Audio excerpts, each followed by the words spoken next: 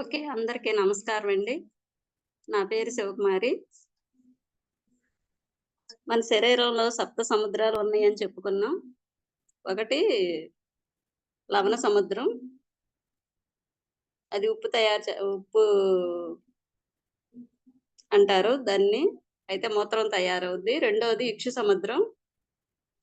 చెమట తయారవుద్ది మన శరీరంలోనే. మూడోది సురా సముద్రం.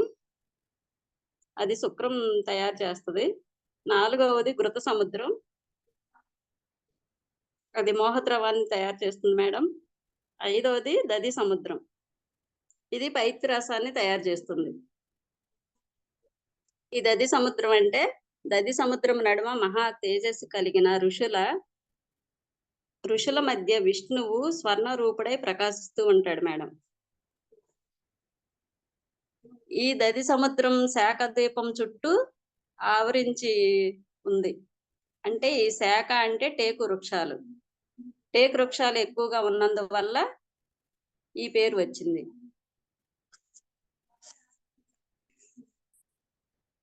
దీనికి ఉపాస దైవము వాయువు అన్నమాట. వాళ్ళు వాయుదేవుడిని పూజిస్తారు. దీనికి దైవం వాయువు. అయితే ముందు టేకు చెట్టు యొక్క ఉపయోగాలు తెలుసుకుందాం మేడం. టేకు విత్తనాల నుంచి తీసిన నూనె జుట్టుకు రాసినట్టయితే జుట్టు బాగా పెరుగుతుందంట. అలాగే జుట్టు అదే మన తలలో ఉండ దొరద, చుండ్రు వీటినన్నిటిని పోగొడుతుంది. బట్టతల కూడా రాకుండా ఉపయోగపడుతుంది మేడం. ఈ టేకు విత్తనాలు వాడటం, విత్తనాల నుంచి తీసిన నూనె వాడటం ద్వారా.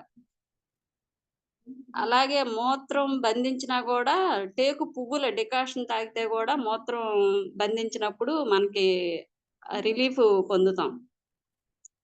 అలాగే అబార్షన్ అయినప్పుడు కూడా తాగిస్తారంట. ఈ టేకు విత్తనాల నుంచి తీసిన పువ్వులు, విత్తనాలు కాదు పువ్వులు డికాషన్ తాగటం వల్ల కూడా అబార్షన్ అయినప్పుడు మన పొట్ట క్లియర్ అవుద్దంట.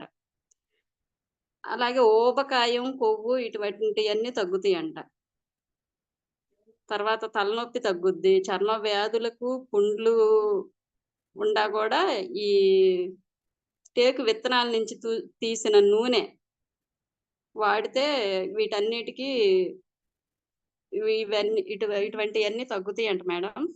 ఇంకా నొప్పులు తగ్గిస్తాయి, విషాన్ని హరిస్తుందంట, వాతాన్ని తీసేస్తుంది.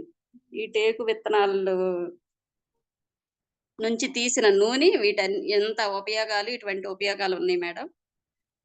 తర్వాత మనం తీసుకున్న ఆహారం పచనం చేయటానికి అంటే అరిగించటానికి ఉప్పొంగే సముద్రమే ఈ పైత్య రసం మేడం. అయితే ఈ దధి సముద్రం అంటే పెరుగు వల్ల ఉపయోగాలు తెలుసుకుందాం ముందు. పెరుగు తీసుకోవడం వల్ల ఆహారం బాగా జీర్ణం అవుతుంది. తర్వాత పెరుగు ఎక్కువగా తినటం వల్ల కూడా మొత్తుగా ఉంటుంది మేడం. ఎక్కువ మందకొడితనంగా ఉంటారు.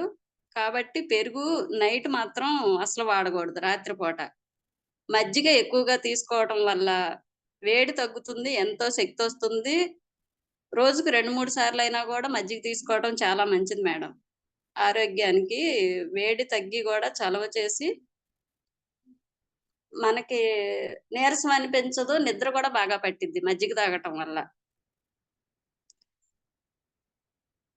మళ్ళీ పెరుగు తక్కువ తినటం వల్ల కూడా అసహనంగా ఉంటారంట, కాంతిహీనంగా ఉంటారంట. పెరుగు ఒక పూట మాత్రం తీసుకోవచ్చు.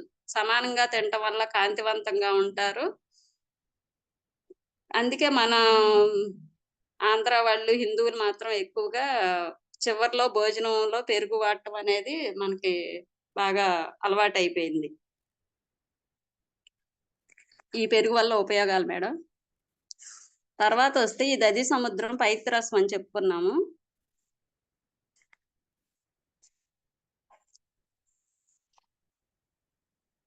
దధి సముద్రము థైరాయిడ్ గ్రంథి. ఈ దధి సముద్రం ఈ మనకి గొంతు దగ్గర ఉంటది, విశుద్ధ చక్రం దగ్గరలో. దీనికి థైరాయిడ్ గ్రంథి. ఈ థైరాయిడ్ గ్రంథి నుంచి థైరాక్సిన్, అయోడో థైరానిన్ అనే హార్మోన్స్ రిలీజ్ అవుతాయి. ఈ థైరాయిడ్ గ్రంథిని అవటు గ్రంథి అని కూడా అంటారు. ఇది థైరాక్సిన్ అనే హార్మోన్ని విడుదల చేస్తుంది. హైపోథైరాయిడిజం, హైపర్ థైరాయిడిజం అంటారు దీన్ని. ఈ థైరాయిడ్ గ్రంథి శ్వాస నాళానికి ఇరువైపులా ఉంటుంది మేడం. ఈ గ్రంథి గొంతు ముందు భాగంలో ఉంటుంది. థైరాయిడ్ ఉత్పత్తులు సరిగా జరగనప్పుడు పిట్యూటరీ గ్రంథి థైరాయిడ్ను ఉత్తేజపరుస్తుంది. ఈ థైరాయిడ్ గ్లాండ్ థైరాక్సిన్ అనే హార్మోన్ని విడుదల చేయటం ద్వారా ఈ హార్మోను మన శరీరంలో ఏం చేస్తుందంటే జీవక్రియలన్నీ సక్రంగా జరిగేలా చేస్తుంది. జీవక్రియలు అంటే మన శ్వాసక్రియలు, మన రక్త ప్రసరణ జీర్ణక్రియ, శ్వాసక్రియ, రక్త ప్రసరణ వ్యవస్థ, ఇలాంటి వ్యవస్థలన్నీ మన శరీరంలో ఉన్నాయి కదా, ఇవన్నీ సక్రంగా వాటి పని అవి చేయాలంటే ఈ థైరాయిడ్ గ్లాండ్ నుంచి వచ్చేటటువంటి థైరాక్సిన్ అనే హార్మోన్ అవసరం. అయోడిన్ తగినంత లేనప్పుడు థైరాక్సిన్ ఉత్పత్తి తగ్గిపోతుంది. ఈ హార్మోన్ తక్కువైనా నష్టమే, ఎక్కువైనా నష్టమే. ఇవి 2 రకాలు. Hypothyroidism, hyper thyroidism. ఈ హార్మోన్ తగ్గితే విపరీతంగా వెయిట్ పెరుగుతారు. మన లోపల జీవక్రియలన్నీ నెమ్మదిగా జరుగుతాయి. కాంతి నిస్తేజం అవుతుంది. మలబద్ధకం వస్తుంది. దీనిని హైపోథైరాయిడిజం అంటారు.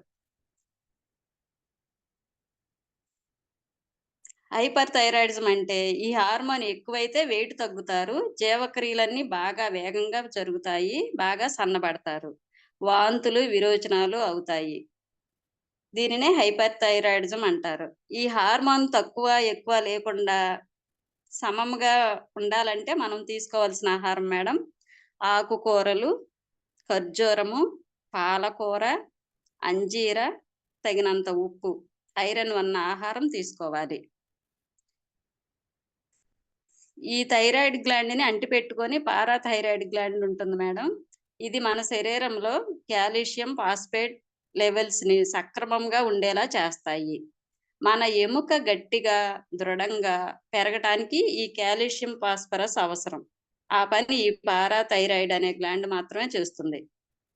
ఇది ఎముక ప్రాంతంలో ఉంటుంది, విశుద్ధ చక్రం దగ్గర. తీసుకోవాల్సిన ఇది సక్రంగా ఉండాలి, బాగా పనిచేయాలంటే మనం ఏ ఆహారం తీసుకోవాలంటే బాదము, ఓట్స్, ఆకుకూరలు, కాల్షియం ఎక్కువగా ఉన్న ఆహార పదార్థాలు తీసుకోవాలి మేడం. ఈ దది సముద్రము 16,000 కిలోమీటర్లు ఉంటుంది మేడం. అన్ని సముద్రాల్లోకి పొడవైంది. అన్నవాహిక విశుద్ధ దగ్గర మొదలై మొత్తం అంతా జీర్ణ వ్యవస్థ ఈ సముద్రంలోనే ఉంటుంది. ఇంకా లివరు అంటే కాలేయము గ్రంథి పైత్య రసమును తయారు చేస్తుంది. ఈ దది సముద్రము ద్వారా పైత్య రసం తయారవుతుందని మనం చెప్పుకున్నాం కదా. ఈ లివర్లోనే ఈ పైత్య రసం అనేది తయారవుతుంది అన్నమాట. ఈ గ్రంథులన్నిటిలోనే ఈ లివరే పెద్దది, ఎరుపు రంగులో ఉంటది. మానవ శరీరంలో లివర్ అద్భుతమైన పెద్ద కర్మాగారం మేడం. ఇది ఒక్క రోజులో 600 రకాల పనులు చేస్తుంది. లివరు 1.5 కేజీ బరువు ఉంటుంది. లివర్కి ఉన్న గొప్ప గుణం ఏంటంటే మేడం, 1 కేజీ లివర్ తీసివేసినా కూడా, ఏదన్నా బాగా దానికి తేడా వచ్చి తీసేసినా కూడా మిగతా 3 నుంచి 6 నెలల్లో మళ్ళీ కేజీ లివర్ని తయారు చేసుకుంటుందంట దానంతట అదే. కేజీన్నరలో కేజీ తీసేసినా కూడా 1/2 కేజీ లివరే మిగతా పనులన్నీ నిర్వర్తిస్తూనే కేజీ లివర్ని కూడా మళ్ళీ తయారు చేసుకుంటుందంట. అంత గొప్పగా వర్క్ చేస్తుందంట ఈ లివరు. అయితే పైత్య రసంలో 86% నీరు, bile salt, bile ferments, cholesterol, mucins ఉంటాయి. లివర్ రోజుకి 800 మిల్లీలీటర్ల నుంచి 1200 మిల్లీలీటర్ల పైత్య రసముని స్రవిస్తుంది రోజుకి ఈ లివరు. జీర్ణక్రియ జరిగే సమయంలో పైత్య రసము ఎక్కువగా స్రవిస్తుంది. ఇది గోల్డ్ కలర్లో ఉంటుంది. మత్తు పదార్థాలను నాశనం చేస్తుంది. పిండ దశలో ఎర్ర కణాలను ఉత్పత్తి చేస్తుంది. బ్లడ్లోని గ్లూకోజ్, గెలాక్టోజు, ఫ్రక్టోజ్లను గ్లైకోజన్ మార్చి నిల్వ ఉంచి బ్లడ్‌లోని గ్లూకోజ్ పరిమాణాన్ని స్థిరంగా ఉంచుతుంది. ఇంకా డిటాక్సిఫికేషన్‌లో పాల్గొని శరీరంలో ప్రవేశించి విష పదార్థాల ప్రభావం లేకుండా గూడా ఇది రక్షిస్తుంది ఈ లివరు. ప్లేహము ఇది ఒక నలుపు ఊదా రంగు ఉంటుంది. ఫ్రాంకియస్ యొక్క కొనను అంటి ఉంటుంది. ఇది తెల్ల కణాలను ఉత్పత్తి చేస్తుంది. మేడం మీది వేరే సబ్జెక్ట్ వచ్చేస్తుంది. యాంటీబయాటిక్స్‌ని ఉత్పత్తి చేసి వ్యాధులు రాకుండా బాడీని కాపాడుతుంది. ఈ విధులన్నీ కాలేయమే చేస్తుంది. కరెక్టే. ఇంతే మేడం ఇంకా. కాలేయము, పైత్యరసం అంటే ఇప్పుడు మనకి సప్త సముద్రాల గురించి ఆహ్, మన ప్రమేయం లేకోకుండానే కొన్ని రకాలుగా మనం వేరే రకంగా గ్రంథులు మన లోపల హార్మోన్స్ రిలీజ్ అవుతాయి మేడం. అంటే రకరకాలుగా చూసినప్పుడు వేరే రకంగా కోపానికి గురవుతాము. ఏదన్నా వేరే చోట ఒక అందమైన దృశ్యం చూసినప్పుడు వేరే రకంగా మన హార్మోన్‌లు మన ప్రమేయం లేకోకుండానే వేరే వాళ్ళు అందంగా ఉన్న వాళ్ళని చూసినా, లేపోతే ఇంక వేరే వేరే రకంగా అలాంటియి మనకు తెలియకోకుండానే హార్మోన్‌లు రిలీజ్ అవుతూ ఉంటాయి.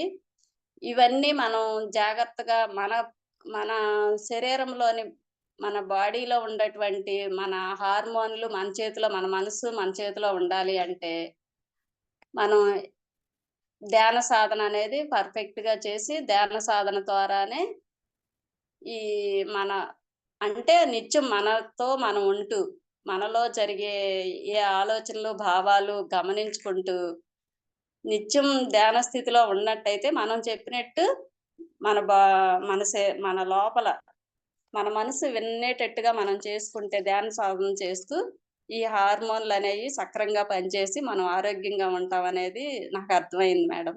అది నేను చెప్పదలుచుకుంది.